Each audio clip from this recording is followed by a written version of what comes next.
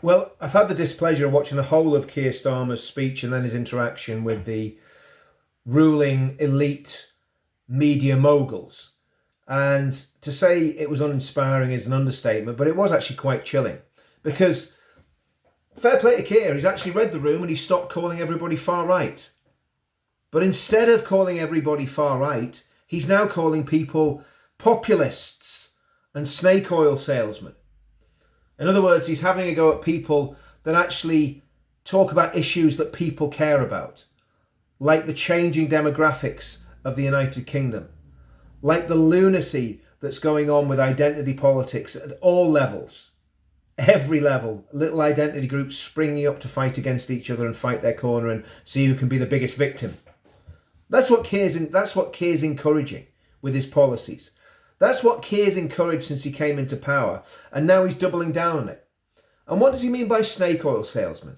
Well, what he's talking about is fake news.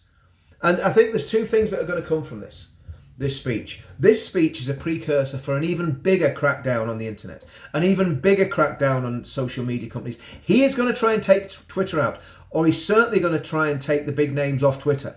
That's for sure. He's gunning for Elon Musk. Now, there's a lot of interesting things happening in social media at the minute. The CEO and founder of Telegram, and if you've ever seen an interview, he did an interview with, what they call the guy? Oh, man. Tucker Carlson. Did an interview with Tucker. And very, very interesting. It's worth watching. This is the guy that's just been lifted by the French police.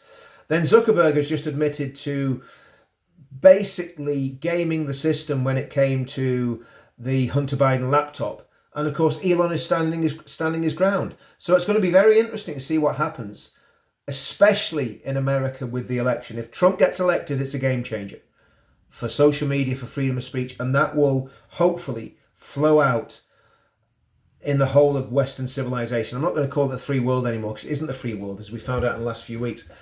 But in the meantime, Two-tier Keir is doubling down on his repressive legislation. I would say it's almost certain that he's going to try and slam through some form of Islamophobia legislation. And I think it's almost certain he's going to try and censor people like Tommy and everybody that's associated with him. That includes me and everybody else that's probably ever shared a platform with him. I think he's going to come down hard.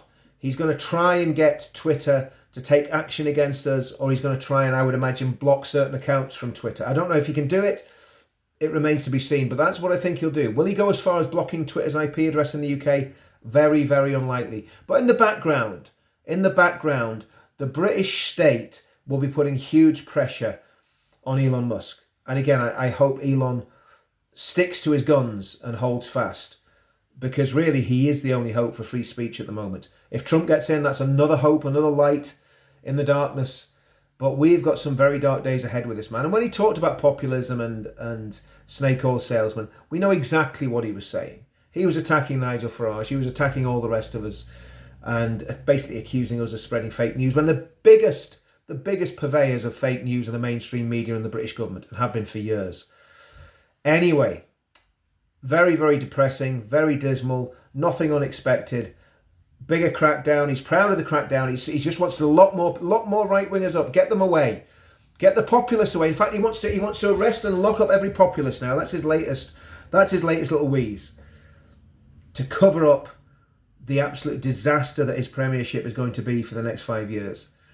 But they can't lock us all up, and there's a lot of people angry with Keir.